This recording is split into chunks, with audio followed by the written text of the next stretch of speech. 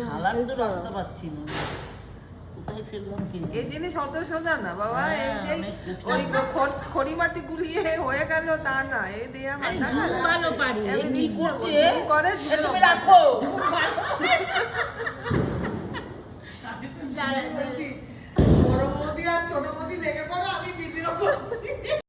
Hello everyone, প্রথমে তো দেখতে পেলে মন্দিরে আমাদের বাড়িতে এই রঙ্গোলি আঁকা নিয়ে কত হাসাহাসি হচ্ছে।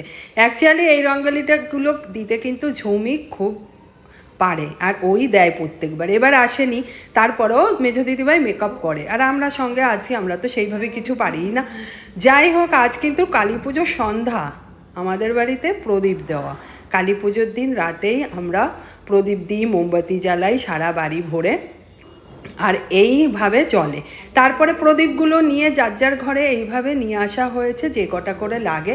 আমি নিয়ে এসে এই যে কিছু ধরিয়ে দিচ্ছি, আর প্রত্যেকটা প্রদীপ একসাথে ধরিয়ে ঘরে ঘরে দিতে গেলে প্রদীপগুলো বন্ধ হয়ে যাবে, নিভে যাবে। তার জন্য চিন্তা করলাম কিছু প্রদীপ জ্বালিয়ে নিই, তারপরে আবার বাকি কিছু জ্বালাবো। তাই কিছু কিছু ঘরে দিয়ে দিই। আর আজ কিন্তু বুঝতেই পারলাম না, কাল রাত্রির থেকে প্রচণ্ড গরম পড়েছে, আবার নিম্নচাপ হবে কি না তাও জানি না। এইভাবে আমি সমস্ত ঘরে প্রত্যেকবারের মতো এবারও প্রদীপ জ্বালিয়ে নিলাম। আর প্রতিটা ঘরগুলো আমারও একটু বেশি, যার যেমন লাগে সে কটা করে এনেছে। সন্ধ্যাবেলায় প্রদীপ জ্বালানো আর নিচেই মোমবাতি দেওয়া, এগুলো বেশ ভালোই লাগে। এই কালী পুজোর দিন রাত্রিরে এই দিয়ে শুরু হয়, এটা কিন্তু খুবই একটা আনন্দের। দীপাবলিতে দীপ জ্বলবে, এর থেকে আনন্দ আর কি হয় বলো। আর সব এইভাবে দিয়ে নিচ্ছি, নিচেও সবাই দিচ্ছে। নিচের প্রদীপ নিচেই কমপ্লিট হলো, ঘরের সামনে এই যে প্রদীপ দিয়ে নিলাম।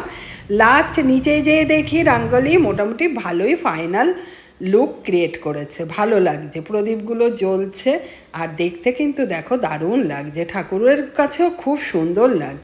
তুলসী মন্দিরেও প্রদীপ জ্বালানো হয়েছে। কলার ভেয়া একটা রয়েছে নৌকা, যেটাকে বলে, সেটা হচ্ছে আমাদের নদীতে, মানে হয়তো হয় না, পুকুরে ভাসাতে হবে। মন্দিরেও জ্বলেছে, কি সুন্দর প্রদীপগুলো। এই হচ্ছে পুরো বাড়ি সেজে উঠেছে আমাদের, পুরো বাড়িটা কি সুন্দর লাগছে না। আর এই প্রদীপটা আমি কিনে এনেছিলাম ঠাকুর মন্দিরে।